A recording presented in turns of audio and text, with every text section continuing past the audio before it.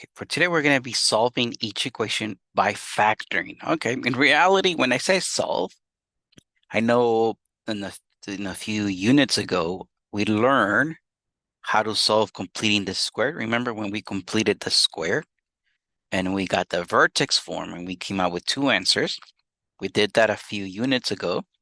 If you still remember how to do that and you want to do it that way, by all means, do so. I know on the last unit, we talked about the distributive property. And then remember how I also gave you guys another formula, which was the quadratic formula. Remember the negative b plus or minus the square root of b squared minus 4ac over 2a. Remember we talked about that last unit. Now that one, we use it to solve as well. If you know how to do that one properly, then go for it. You can use that formula. Now I'm going to actually solve it by factoring. Yesterday, we talked about factoring. There was three things that we solved. Well, I mean, we factored. So we talk about factoring because I want to solve this by factoring. What I need to do, first of all, one of my sides has to equal to 0. So my 2r, what I'm going to do is that I'm going to move it to the other side. Don't forget to switch the sign. So let me call this r squared minus 2r minus 15 is equal to 0. So like I said, I want one of my sides to equal to 0. Again, whichever way you want to solve it, by all means do so. But I remember we talk about factoring, so I'm going to solve this by factoring. And what I did here, I'm going to be looking for two numbers that multiplied equals negative 15 and added is equal to negative 2. Well, my answer with the numbers I'm thinking is positive 3, negative 5. Those are the two numbers I'm thinking of. And I remember in factoring, because my leading number, the leading coefficient, the first number that I see is a 1, I can go straight to parentheses. So we will write r plus 3 and r minus 5. This is equal to 0. Okay, so you guys might be like, well, I already know how to factor. What's this deal about solving? Well, because I have two parentheses, and I remember multiplication, the two parentheses put together means multiplication.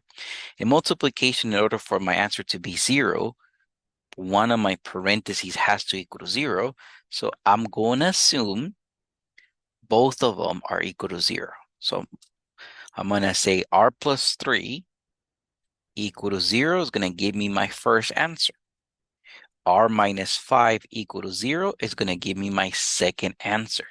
So matter of fact, let me change the color on this. Notice I'm letting each of my parentheses equal to 0. Okay, so r plus 3 equal to 0. Okay, I want the r by itself. So this plus 3, let me move it to the other side. Don't forget to switch the sign. I'm going to move it as a minus 3. So that gives me r is equal to negative 3, right? 0 minus 3 is negative 3. Well, that's my first answer. This r minus 5 equal to 0. This minus 5, I'm going to move it to the other side as a plus 5. Right? Don't forget to switch the signs. So that gives me that r is equal to 5. Well, I have my two answers there, negative 3 and 5. I'm going to write the negatives first. I'm going to write them from small to large. So I'm going to write negative 3 and 5. Notice how I spell out the word and, A-N-D. There is a space before the word and the space after the word and. So negative 3 space and space 5. Okay, let's take a look at question number 8. One of my sides has to equal to 0. So my 12x, let me move it over. Don't forget to switch the sign. So I'm going to call this x squared minus 12x plus 35 is equal to 0. So I'm thinking, all right, two numbers that multiplied equals 35, but when I add them is equal to negative 12. Multiply equals positive 35, so the signs are the same. Added is equal to negative 12, so that means I'm dealing with two negatives here. And as a matter of fact, I'm thinking of negative 5 and negative 7. Okay, so now when I factor this, I'm going to write this as x minus 5 and x minus 7. This is equal to 0. Now for my solutions, I have to let each of my parentheses equal to 0.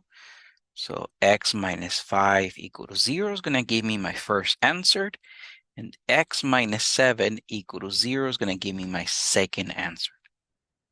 All right, so x minus 5 equal to 0. This minus 5, let me move it over to the other side as a plus 5. Don't forget to switch the sign. So that gives me that x is equal to 5, right? 0 plus 5. Now here, let me move this negative 7 as a plus 7. So that gives me that x is equal to 7. So my answers are there, 5 and 7. Let me go from small to large.